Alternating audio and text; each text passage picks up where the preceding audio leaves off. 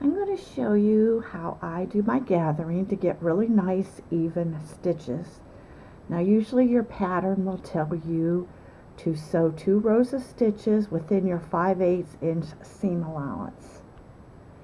Now what I do is when I sew those 2 rows, I sew them from the wrong side of the fabric, because when you go to pull your gathers, it's easiest if you pull by the bobbin thread.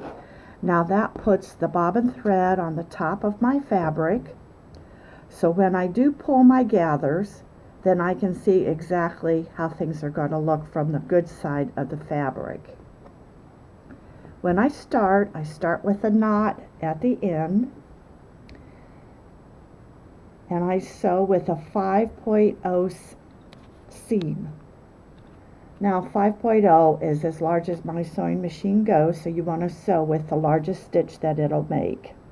That makes the stitches nice and big for when you pull the threads. Now I usually, I can show you here, I sew a 3/8 mark.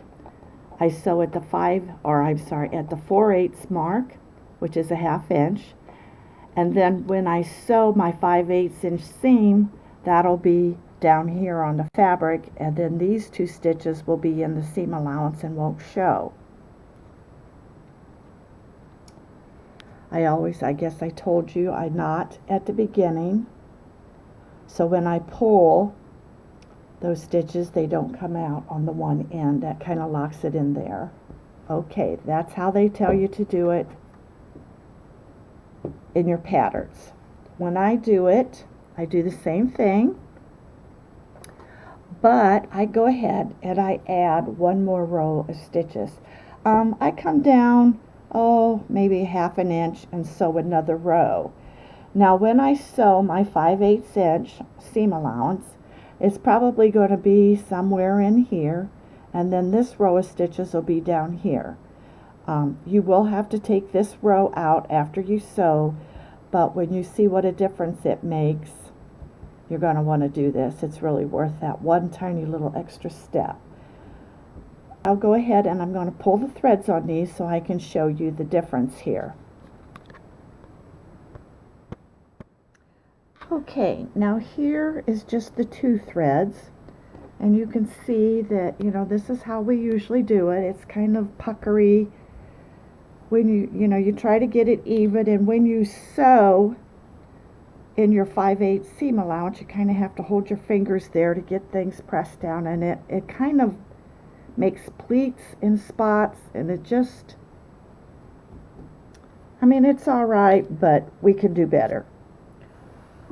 So with the 3 threads, you can see already what a difference this makes. Now it holds everything in place for you, so you can gather real easy, straighten everything out, get everything nice and even.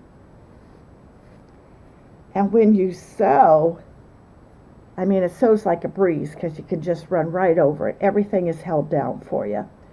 Where on these, again, on this 2 threads, you got to kind of hold it, place it, and see right there that would cause a pleat there if you didn't work that out a little more, which it's just so worth it.